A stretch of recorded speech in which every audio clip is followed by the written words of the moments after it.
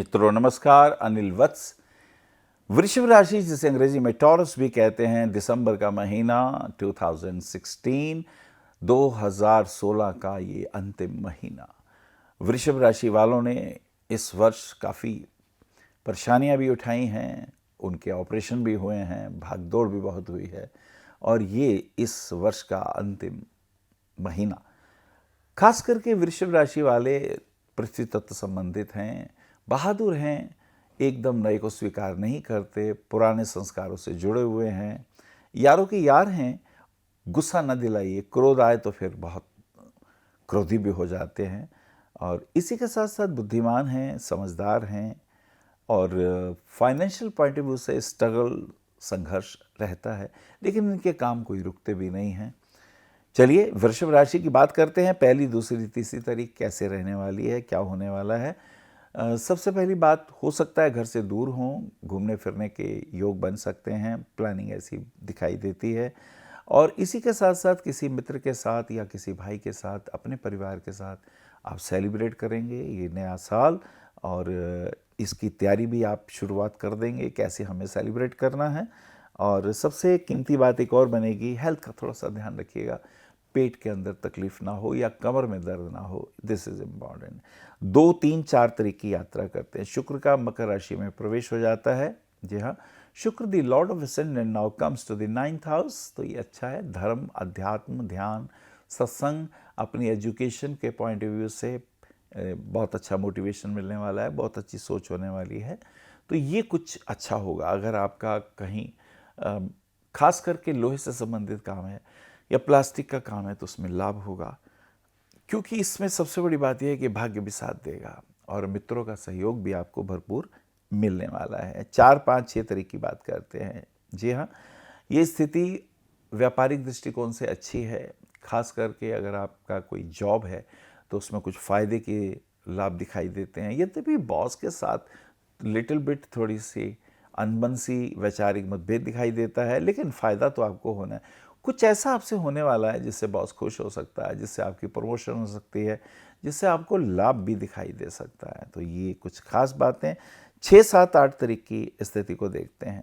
7 तारीख को दुर्गाष्टमी है, और इसी के साथ साथ फाइनेंशियल पॉइंट ऑफ व्यू से कुछ लाभ होगा। आपका कुछ जो मेहनत किया आपने पहले और किसी से रुपए लेने होंगे और उन्होंने कहा होगा हम बाद में दे देंगे, मांग लीजिए, धन प्राप्ति के योग बखूबी बन रहे हैं। और धर्म के दृष्टिकोण से, अध्यात्म के दृष्टिकोण से कुछ चिंतन वगैरह भी करेंगे, कुछ मनन भी करेंगे, तो ये कुछ विशेष उपलब्धियाँ। अगर कहीं बैंक से आपने लोन अप्लाई किया हुआ है तो वो मांग सकते हैं, या आप ही की कोई पॉलिसी मैच्योर होने वाली है तो उससे भी लाभ हो सकता है। कोर्ट कचहरी के मसलों में भी आपको फ़ायदा दिखाई देता है। आगे चलते हैं। 7, 8, 9 तारीख की स्थिति को देखते हैं।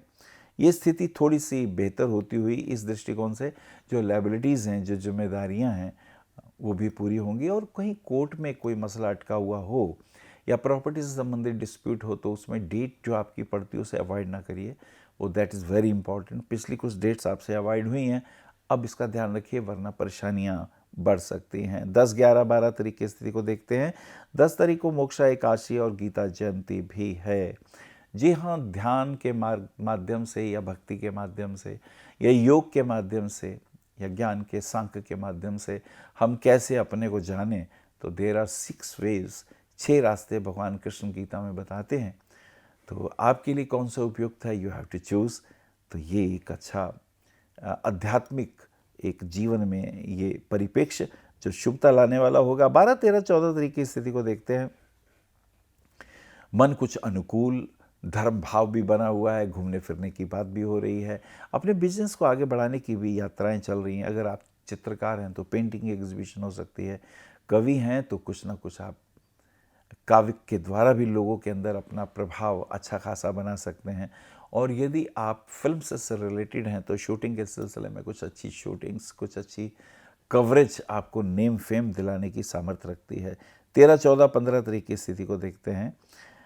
खास करके सूर्य का धनु राशि में प्रवेश हो जाता है। यहाँ सूर्य की स्थिति, Surya is having a lordship of your 4th house. चौथा घर मन का होता है, हम क्या सोचते हैं, कैसे सोचते हैं। और जब ये धनु राशि में प्रवेश करता है तो दैट इज़ जुपिटर की राशि है। कोर्ट कचहरी के मामलों में कुछ फ़ायदा हो सकता है। विदेश यात्राओं के भी योग आप बना सकते हैं अपने बिजनेस को आगे बढ़ाने के लिए। और इसी के साथ साथ घर में भी ध्यान रखें, छोटी छोटी बातों से तनाव नहीं होना चाहिए, क्योंकि ये स्थितियाँ परेशानी पैदा कर सकती हैं। चलिए आगे चलते हैं। 16, 17, 18 तारीख की स्थिति को देखते हैं। 16, 17, 18 मित्रों से कुछ मुलाकात होगी, भाइयों से कुछ मुलाकात होने का योग, और कुछ हेल्थ इश्यूज भी आ रहे हैं, उसका ध्यान रखिएगा। और अगर आपने किसी को रुपया उधार दिया है तो आप मांग सकते हैं। पानी में ना जाएं, खास करके रात के वक्त स्विमिंग के लिए, उसमें थोड़ी सी फाइन पैसे की तो प्रॉब्लम आएगी। अगर चोट लग गई तो हो सकता है हॉस्पिटल जाना पड़े, तो आई थिंक अवॉइड इट। ये चीज़ कुछ ज़्यादा इम्पॉर्टेंट है। 17, 18, 19 तारीख की स्थिति को देख रहे हैं। गणेश चतुर्थी व्रत 17 तारीख को, और 18, 19 तारीख की स्थिति को देखते हैं। अनुकूल स्थिति है, पेट में कुछ व्यवधान आ रहा है। बाहर जाएं खाएं तो सोच समझ के, कहीं फूड पॉइजन ना हो जाए। और ख़ास करके कमर के नीचे भी L4, L5 में पेन भी आ रहा है, और घुटने के नीचे भी पेन आ रहा है, एंकल वगैरह में, तो इसका ध्यान रखना है। ऊपर से नीचे उतरते हुए ध्यान रखिए, पैर स्लिप ना हो जाए, दिस इज़ इम्पॉर्टेंट। और विदेश यात्राओं से संबंधित कुछ काम बना सकते हैं, तो ये मिला के कुल लाभदायक ही होगा आपके लिए। 19, 20, 21 तारीख की यात्रा करते हैं। 19 को बुध का वक्री हो जाना, और 20 तारीख का बच्चों के साथ कहीं घूमने फिरने के योग। अपने मित्रों के साथ कहीं बिजनेस को बढ़ाने के लिए आप विचार कर सकते हैं, कहीं घूम सकते हैं, प्लानिंग कर सकते हैं। प्लानिंग पहले भी की थी, लेकिन इस दफ़े की प्लानिंग आपकी अच्छी होगी, और ख़ास करके भाग्य भी साथ देगा, और फाइनेंशियली भी लाभ होने के योग दिखाई देते हैं। 22, 23, 24 तारीख की स्थिति को देखते हैं। कुछ समस्या आ रही हैं, मुझे लगता है घर में किसी फीमेल मेंबर के द्वारा, या आपके अपने हस्बैंड और वाइफ के रिलेशन में तनाव आ सकता है, प्रॉब्लम आ सकती हैं। दरअसल छोटी छोटी बातें जब ईगो को हर्ट करती हैं तो आदमी को गुस्सा आता है। जब आप एक को पूरा टाइम दे रहे हैं और दूसरा आपको टाइम नहीं दे रहा है तो भी गुस्सा आता है। जब आप कहीं घूमने की बात करते हैं और वो नहीं जाते हैं तो भी किसी को गुस्सा आ सकता है। तो ये कुछ पॉइंट मैंने बताए जिनसे आपको परेशानियां हो सकती हैं। 24, 25, 26 तारीख की स्थिति को देखते हैं। 25 तारीख को क्रिसमस डे है, और इसी के साथ साथ एक बात और भी है कि शनि का पूर्व में उदय भी हो रहा है। तो क्रिसमस डे है, आप अपना दिन मनाइए अपने दोस्तों के साथ, कहीं पार्टी में जा सकते हैं, घूम फिर सकते हैं। और जीसस क्राइस्ट ने कहा था कि परमात्मा प्रेम है, तो प्रेम का अर्थ तो ये होता है कि हम हर किसी से हिंसा का भाव न रखें और करुणा का भाव रखते हुए एक दूसरे की मदद करें। तो ये एक बहुत अच्छा मैसेज भी है इसी में। आगे चलते हैं। 28, 29, 30 तारीख की यात्रा करते हैं। 29 तारीख की पौष मास की अमावस्या भी आ जाती है। थोड़े हेल्थ इश्यूज फिर आ रहे हैं। मुझे लग रहा है कहीं कमर के नीचे कहीं पेन आ रहा है, उसका हमें ध्यान रखना है। बहुत ज़्यादा गुस्सा भी आएगा, तो छोटी छोटी बातों पे अपने आप को संभालिए। थोड़ा विपश्यना वगैरह करें, मेडिटेशन में ध्यान लगाएं तो आपको थोड़ा लाभ होगा। 30, 31 तारीख की स्थिति देख रहे हैं। ये स्थिति कुछ बेहतर हो गई है, आगे से अनुकूलता की ओर बढ़ती हुई दिखाई दे रही है।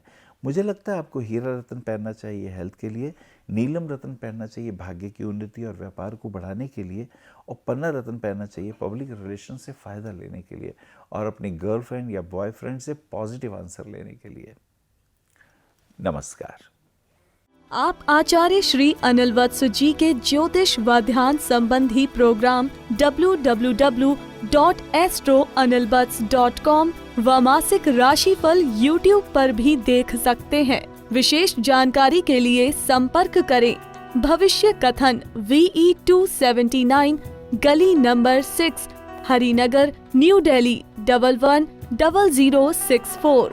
हमारे फोन नंबर है 9891739999 और 9818189993 और 8860006030 और 9810880002। हमारी वेबसाइट है www.bhavishyakathan.org। ईमेल है acharyaanilvats@gmail.com। अपॉइंटमेंट के लिए संपर्क करें सुबह 11 बजे से शाम 6 बजे तक।